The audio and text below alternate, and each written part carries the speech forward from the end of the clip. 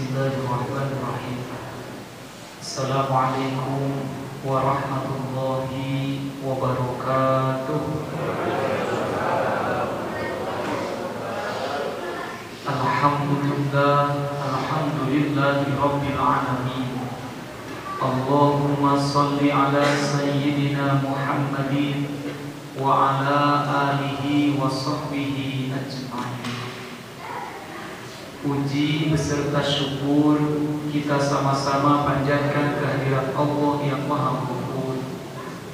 Salawat beserta salam semoga terlimpah curahkan kepada Nabi besar Muhammad sallallahu alaihi wasallam. Hadirin jamaah yang sama-sama mengharapkan ridha Allah Subhanahu wa taala. Alhamdulillah, dengan karunia yang masih Allah berikan kepada kita, malam hari ini kita bisa bersama-sama kembali hadir di rumah Allah, sama-sama melaksanakan ibadah kepada Allah. Dari mulai melaksanakan sholat isya berjamaah, insya Allah kita akan sama-sama melanjutkan qiyamul lail atau sholat tarawih di malam ke-11 di bulan suci Ramadan ini. Tidak ada yang kita mohonkan kepada Allah kecuali kita benar-benar memohon kepada Allah semoga seluruh rangkaian ibadah yang telah sama-sama kita kerjakan, wabil khusus di bulan suci Ramadan ini, benar-benar menjadi ibadah yang diterima di sisi Allah Subhanahu wa taala. Karena jamaah yang dirahmati Allah, sebanyak apapun amal, sebagus apapun amal, kalau tidak diterima Allah, rasa-rasanya kita akan termasuk orang yang rugi.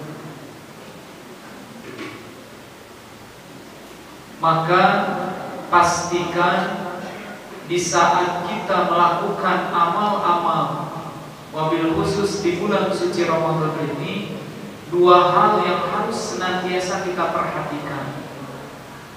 Satu, bicara tentang niat yang ada dalam hati kita. Pastikan hanya satu niat yang ada dalam hati kita di saat melaksanakan ibadah di bulan Ramadan ini adalah niatnya lillahi ta'ala saja, karena Allah saja. Karena kalau niat ini sudah lillah, sudah karena Allah, maka niscaya kita akan termasuk orang-orang yang bisa istiqomah dalam ibadah kepada Allah.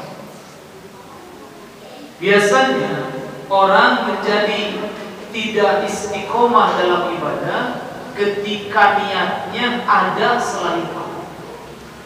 Contoh, di saat kita sekarang melaksanakan ibadah-ibadah di Ramadan, salah satunya qiyamul lail, atau mungkin sedekah, baca Quran, dan lain sebagainya termasuk saum. Kalau bukan karena Allah, biasanya pasca Ramadan pasti dapat dilihat dia berubah lagi, tidak istiqomah dalam ibadah. Bahkan para ulama menyampaikan jangan ibadah Ramadan itu karena Ramadan, tapi ibadah Ramadan itu tetap niatnya karena Allah. Karena kalau orang ibadah karena Ramadannya, maka nanti Ramadan itu akan berakhir. Ramadan itu akan selesai. Karena Ramadan itu hanya ada 1 bulan dalam 1 tahun. Tapi kalau orang ibadahnya karena Allah, baik Ramadan bahkan selain Ramadan, dia akan berusaha terus melaksanakan apa yang Allah perintahkan, karena dia meyakini Ramadan Allah ada, di luar Ramadan pun Allah tetap ada. Di Ramadan dia beribadah dapat pahala, di luar Ramadan pun tetap Allah akan memberikan pahala. Tapi kalau sekarang kita baca Quran karena Ramadan, alhamdulillah bisa jadi Ramadan rajin.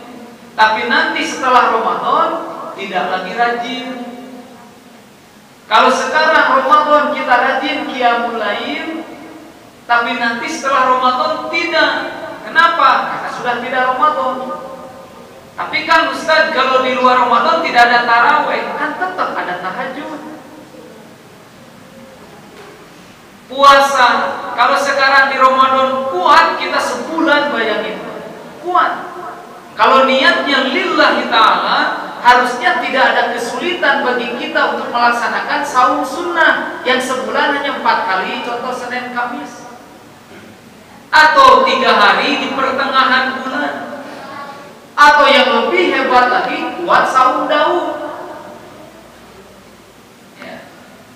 Kalau di Ramadan kita dermawan, rajin bersedekah, maka kalau orang niatnya lillahi ta'ala, pas Ramadan pun dia akan tetap menjaga keistiqomahan dalam bersedekah. Maka oleh sebab itu Bapak Ibu yang dirahmati Allah, mudah-mudahan poin pertama kita termasuk orang-orang yang selalu bisa memeriksa niat yang ada dalam hati kita di saat kita melakukan amal apapun di bulan Ramadan ini. Sekecil apapun amal, kalau niatnya lillahi ta'ala, maka dapat dipastikan Allah akan memberikan balasan terbaik kepada kita. Sekecil apapun amal. Faman ya'mal misqala dzarratin khairan yarah. Jadi sekecil apapun niat yang dalam hati atau sekecil apapun amal, kalau niatnya benar-benar karena Allah, Allah berjanji akan tetap memberikan pahala kepada kita. Tapi kalau niatnya bukan karena Allah, sangat sulit sekali lagi Pak, amal ini bisa istiqomah. Bahkan dapat dipastikan kalau amal yang bukan karena Allah, Allah akan memberikan balasan sebagaimana yang diniatkan. Kalau niatnya karena ingin disebut ahli masjid, Allah kasih pahala. Balasan apa? Orang bisa jadi memuji kita menjadi ahli masjid. Kalau kita saum ingin disebut ahli saum, Allah beri balasan. Orang mungkin memuji kita adalah orang yang ahli saum. Kalau sekarang kita rajin tahajud, qiyamul lail, terus tujuannya ingin disebut ahli sholat, ahli berjamaah, Allah berikan pahala. Bisa jadi dari semua orang yang melihat kita akan memuji, hebat, bapak ibu ini ahli berjamaah, diberikan oleh Allah. Tapi kalau tidak ada sekecil niat dalam hati ini karena Allahnya, maka tidak akan pernah ada balasan nanti ketika kita berjumpa dengan Allah. Maka Allah mengatakan dalam Quran surat Al-Kahfi ayat 110 atau ayat terakhir, A'udzubillahi minasyaitonir rajim. Faman kana yarju liqa'a rabbi falyamal amalan sholihan wa la yusyrik bi ibadati rabbih ahada. Barang siapa yang ingin berjumpa dengan Allah, ya, falyamal amalan sholihan, maka perbanyaklah beramal soleh. Nah, poin 1 di Ramadan ini, alhamdulillah kita mudah-mudahan termasuk orang yang berlomba-lomba memperbanyak amal soleh. Tapi poin kedua, wala yusyrik bi ibadati rabbih ahada. Tapi jangan sampai kalian dalam beribadah itu menyekutukan Allah. Nah, salah satu menyekutukan Allah itu ketika ibadah bukan Allah yang jadi tujuan, bukan Allah yang diharapkan, bukan Allah yang jadi niat dalam hati kita. Maka sampai kapanpun kalau niatnya tidak lillah, tidak akan pernah sampai. Hadirin jamaah yang dirahmati oleh Allah Subhanahu wa taala, dan ikhlas ini pekerjaan hati, bukan pekerjaan lisan. Jadi kalau kita ditanya ikhlas tidak, jawabannya cukup insya Allah. Itu aja. Kepanjang teuing, dan ikhlas bukan untuk dijelaskan. Ya, tentang keikhlasan itu bukan untuk dijelaskan, tapi hanya bisa dirasakan, dan Allah lebih tahu tentang keikhlasan kita. Makanya mohon maaf ibu bapak, kalau kita dibantu orang gak usah nanya ikhlas dan tidaknya. Ya, ikhlas itu bantuan abdi teh, insya Allah. Dan lain teteh kuku, lain ibu umur dibantu ku abdi teh seueur, kan abdi mah alim sombong we. Justru ada teh sombong, Pak. Ya. bantu, kita bantu. Terus kalau kita mau, doakan saja, terima kasih telah membantu saya, semoga Allah membalas dengan pahala yang berlimpah. Cukup. Ya. Jangan ditanya keikhlasan, karena sekali lagi ikhlas itu hanya pekerjaan hati kita. Hanya kita bisa merasakan. Kalau udah ikhlas itu ya, kalau berbuat itu ikhlas, plong Pak. Dan ikhlas itu tidak dipengaruhi banyak dan sedikit. Mohon maaf ya, ujian bagi saya, orang yang suka ngomong gini ceramah, salah satu ujiannya keikhlasan. Ini yang paling berat Pak. Kalau mimpin taraweh itu ya, yang berat itu bukan mimpin tarawehnya, masalah 11, 23, bacaan, bukan Pak. Kalau udah biasa, apalagi ada surat-surat yang udah hafal. Tapi yang paling berat berdiri di sini itu adalah menjaga hati. Siapa sebenarnya ketika kita sholat yang diingat, Allah atau jamaah? Nah banyak Pak, saya juga ngerasakan. Sampai dari semalam ini terus istighfar. Kenapa? Saya takut kalau saya imamin di sini itu karena pingin kapake itu jamaah, main tahun harus dia orang deui. Makanya berat kalau udah datang ke masjid, ada jamaah salaman terus ngomong, Ustaz jadwal di sini, mohon Pak, aya pesan Ustaz di jamaah naon, tong lami teuing, kata teh berat. Tong lami teuing. Jadi selama sholatnya mikirin dia teh lila teuing gitu. Aduh, ngomong jamaah batu Pak lain di tempatna. Oh itu teh udah gelisah imamin. Dan itu asli kerasa sekali gitu Pak. Kerasa sekali. Sama dengan bapak-bapak, yang berat bagi jamaah itu sebenarnya bukan masalah rokaat, apalagi bacaan. Dan bapak kalau imam baca bisa mendengarkan aja kan, tidak usah mikirin surat apa yang harus dibaca. Enggak, jamaah mah sholat kan ngikutin. Tapi yang berat itu adalah bicara menjaga hati Pak. Kalau ketemu dengan imam yang tidak sesuai dengan nafsu kita, nafsunya pingin cepat, imam alhamdulillah pan selama sholat adalah ingat ke Allah, ke imam. Masya Allah, ini ujian yang paling berat. Maka pantas kalau nanti di akhirat, hadis Nabi mengatakan, ada orang yang hafal Quran 30 juz. Ketika ditanya oleh Allah, apa yang telah kau lakukan selama hidup di dunia? Saya menghafal Quran, ya Allah 30 juz. Tiap hari saya membacanya. Karena siapa kau melakukan itu? Karena aku, apa kata Allah? Kadzabta, kau bohong. Aku tahu apa yang ada dalam hatimu. Di saat engkau membaca Quran, menghafalkan Quran, engkau itu bukan karena aku, tapi engkau ingin disebut hafiz-hafizo. Makanya lamun gelar hafiz-hafizo al-hafiz ditulis dari hati. Maka kata Allah, malaikat lemparkan dia ke neraka. Bayangin Pak, hafal Quran 30 juz, tiap hari baca Quran, dilempar ke neraka karena satu, niat dia menghafal bukan karena Allah. Makanya ujian terberat tuh bagi para hafiz Quran itu. Kalau udah ditulis nama di belakang Ustaz Herman Al-Hafiz, itu tak lupa Al-Hafiznya itu benar-benar harus hati itu harus bisa dikendalikan. Kenapa? Orang mah tidak akan pernah ada yang tahu Pak. Kayak ibu-ibu punten, ibu-ibu baca Quran tadarus gitunya, khotam. Bisa khotam tanggal 8, tanggal 10, terus di-update dengan status. Alhamdulillah 8 hari Ramadan sudah bisa khotam 2 kali. Oh itu Pak, ujiannya di sisi lain dia mengatakan ini masih harus kan, biar orang lain pada ngikutin.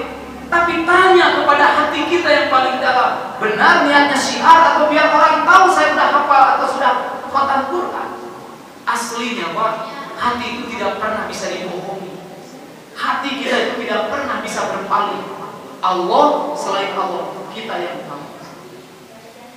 Makanya mudah-mudahan Ramadan tahun ini salah satu yang terus kita lakukan ketika melakukan amal-amal di Ramadan ini, bagaimana amal ini bisa sampai kepada Allah. Kalau hanya sebatas mengukurkan kewajiban, saya Pak sudah sekian puluh kali kita berulang-ulang melaksanakan Ramadan, berulang-ulang kita diberi kesempatan oleh Allah bertemu dengan Ramadan.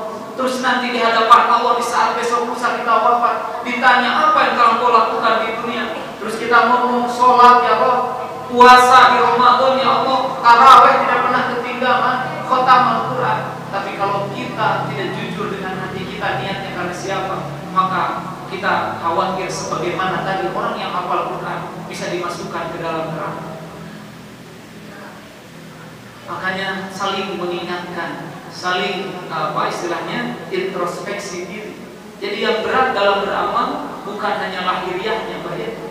Kalau fisiknya insya Allah dan kita erek hujan kumaha ge insya Allah Pak masih bisa maksakeun aya payung, aya mobil, aya naon lah gitu ya.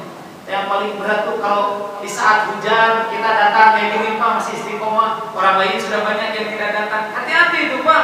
Walaupun udah datang malah lebih diterima sama sholat imah benarnya lillahi ta'ala. Urang udah datang ngerasa hebat. Wah si eta geus leuweung ketinggalan di masjid beda gara-gara hujan. Kita merasa diri kita tuh hebat. Kenapa? Karena bisa datang di saat hujan. Hati-hati Pak, mungkin tidak terucap, tapi hati kita merasa dan Allah tahu apa yang ada dalam hati kita. Ya. Di saat tadarus Quran gitu ya, kita lancar bacaannya. Ketemu dengan ibu-ibu yang kurang lancar, gagal bacanya, terbata-bata. Tapi Allah tahu si ibu yang terbata-bata lillahi ta'ala, dia ingin bisa, makanya dia terus walaupun sulit membaca. Dibenerin oleh orang lain tidak sakit hati, dia luruskan, bahkan bertanya, ini salah benar. Kita yang sudah lancar, baca lurus, hati kita ngerasa, oh di antara jamaah itu paling lancar saya, karena menurut saya mau tamat-tamat di baca Quran. Mulai muncul dalam hati kebanggaan terhadap diri. Lewat itu Pak, sekalipun bisa mempertahankan dan baca. Masya Allah. Maka mudah-mudahan jamaah yang dirahmati Allah, kesimpulan ceramah singkat ini, mari kita sama-sama terus evaluasi niat yang ada dalam hati kita ketika kita melakukan amal apapun. Amal apapun Pak, kerja dan lain sebagainya, karena itu bagian daripada ibadah yang seharusnya kita tujukan untuk Allah. Aqimis sholat li zikri, kata Allah. Dirikan sholat hanya untuk mengingatku, kata Allah, bukan untuk mengingat siapapun selain daripada Allah. La ilaha illallah. Terima kasih, itu yang bisa saya sampaikan. Mohon maaf bila ada kata yang kurang berkenan. Assalamualaikum warahmatullahi wabarakatuh.